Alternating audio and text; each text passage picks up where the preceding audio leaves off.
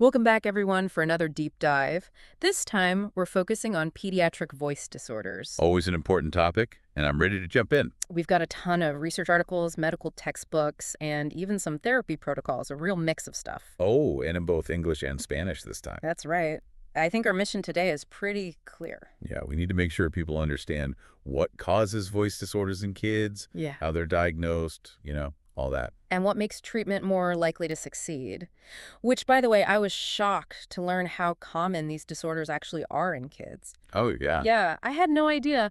Almost as prevalent as childhood asthma, apparently. Kind of makes you wonder why we don't hear more about it. It's true, pediatric voice disorders don't get nearly enough attention. They can have a huge impact on a child's life. Hmm. I mean, this is about their physical and emotional well-being, their education, their social interactions. It's a big deal. It's not just, a kid's voice sounding a little different, right? This is about their ability to communicate, express themselves, all that. Exactly. And unfortunately, even with how common and impactful it is, pediatric voice health is often, well, underserved. You think that's just a lack of awareness then? Partly, for sure. But even clinicians can sometimes feel a little unsure, with how a child's voice develops. It's specialized, even for us. That makes sense. Maybe before we get into the challenges, though, we should start with what makes a child's voice unique in the first place. Yeah. Love that idea. Yeah. You have to understand the journey of a child's larynx to really understand these disorders. Okay, so take us back to the basics. Okay, so picture this. A child's larynx is actually positioned higher in their neck than in adults. Yeah. And those vocal folds, the things that actually produce the sound, they're incredibly small. We're talking millimeters. Millimeters. Wow, so tiny. And they obviously don't just start out fully formed, do they? Nope, not at all. The layered structure that you see in adult vocal folds, that doesn't even finish developing until after puberty. Wow, so it's constantly changing. What does it even look like at birth? For a newborn, those vocal folds are incredibly delicate. Only about 2.5 to 8 millimeters long and just a single layer. Very basic. So they basically upgrade as the kid grows, huh? Exactly. As they get older, those vocal folds lengthen. That layered structure starts to emerge. By around 7 years old, we start seeing a 3-layered structure. But not the final version. Right? It takes puberty to really finish things off. Speaking of puberty, that's when we get those, classic voice changes, right? Cracking voices, deepening tones. What's happening in there to cause all that? That's all about hormones, really. And anatomy, of course. Boys experience a much more dramatic drop in pitch than girls. How much are we talking? About 12 semitones for boys compared to 3 or 4 for girls. Whoa, that's a big difference. Is that because boys have longer vocal cords? It's interesting. Boys do tend to have longer vocal folds even at birth, but that difference in length doesn't really affect the pitch until puberty. It's those hormones that trigger the growth spurt in the vocal folds and cause the big change in pitch. Wild. Okay, so that's typical voice change. What about when things aren't typical? What causes voice disorders in kids, besides the obvious, like yelling too much? Well, yelling and screaming, or what we call vocal abuse, can definitely be a factor. Right, of course. But there are other things people might not think about, like premature birth. Really? How can being born early affect your voice later? Well, think about the procedures preemies often need. Intubation, for example. Those procedures, while obviously important, can potentially affect the larynx of a newborn. It's very delicate at that stage. Makes sense. And then on top of that, sometimes preemies develop these compensatory voicing behaviors, which can put even more stress on their vocal cords. So it's not just volume, but other stuff that can contribute. Exactly. It's Yeah. more complex than people realize. And there are even more serious conditions too, like bilateral vocal cord paralysis, where both vocal cords are basically paralyzed. And that's life-threatening, you said? It can be, especially newborns. That's why early diagnosis and treatment is so important. Wow. Definitely not just a matter of how their voice sounds. Right. And even something like a kid inhaling a small toy, foreign body obstruction, can lead to voice problems. Wow. Okay. Even chronic conditions like reflux or lung disease can have an impact. So evaluating a child's voice is more involved than just listening to them talk, it sounds like. It really is. We take a multifaceted approach. Okay, well, let's hear about this multifaceted approach. What are the tools of the trade when it comes to actually diagnosing voice disorders in kids? It's a bit like being a detective, really, trying to understand the whole picture of what's going on. Okay, I like that. So what's in our detective kit? What tools do we use? Well, the most important tool is actually our ears. We use something called perceptual evaluation. Basically, that just means listening very carefully to how the child's voice sounds. So you're not just deciding if it sounds normal or not. You have a system. Yeah, exactly. There are standardized scales we use to describe what we're hearing. Yeah. Two common ones are the CAPE EV and the GRBAS. Okay, I'm going to need those unpacked a little. PAPE EV, GRBS. What are they actually measuring? So the CAPE EV, that stands for Consensus Auditory Perceptual Evaluation of Voice. That one's pretty comprehensive. We use it to rate things like the overall severity, roughness, breathiness, strain, pitch, even resonance. So you're really getting a sense of the overall quality of the voice. Right. Now, GRBAS, that's a bit simpler. It just looks at four main things. Grade, which is the overall severity, then roughness, breathiness, and asthenia. Asthenia? That's a new one. What is that exactly? It basically means a weak or effortful voice. Gotcha. Okay, so that's using your ears.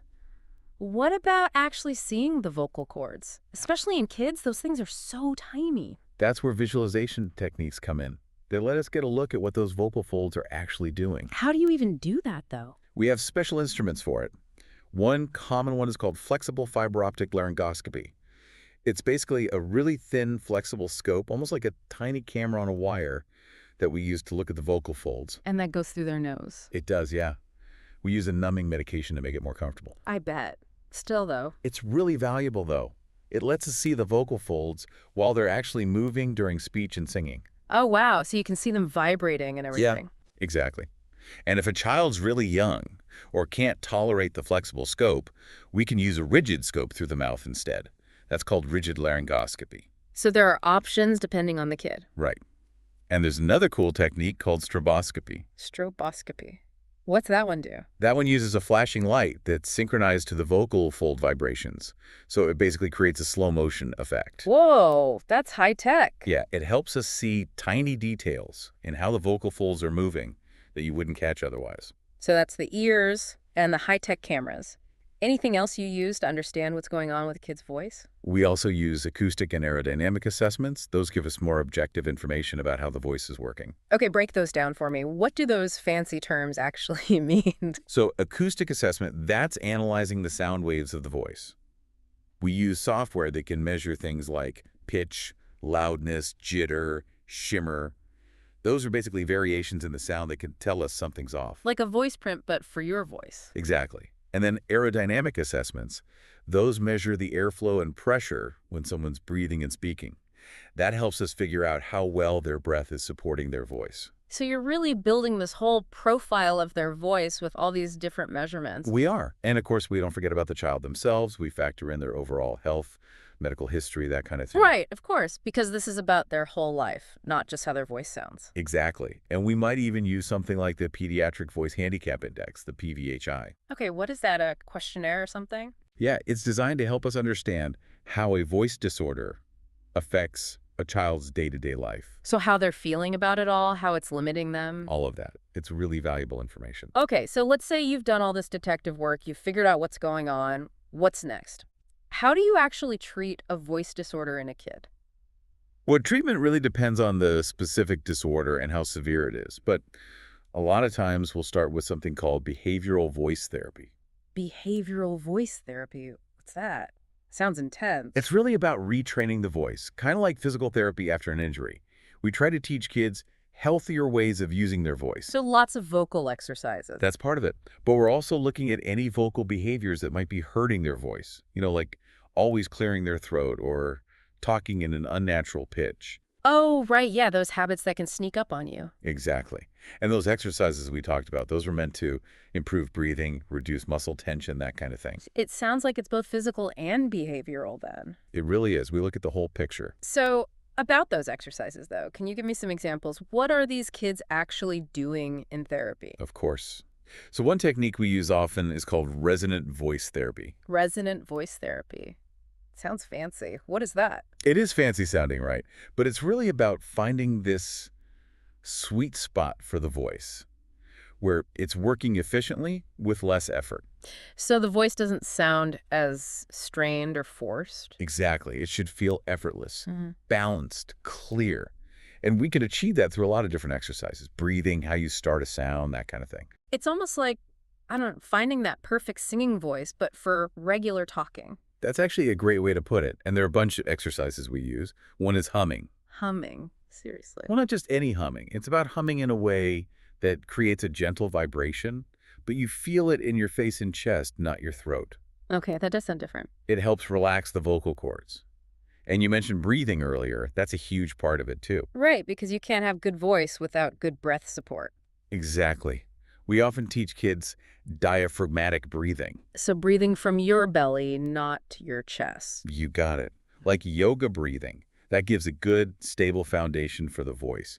Reduces strain. It really sounds like you're retraining the whole way a child uses their voice, from their breath to how they make sounds. We are. We want to replace those old habits with newer, healthier ones.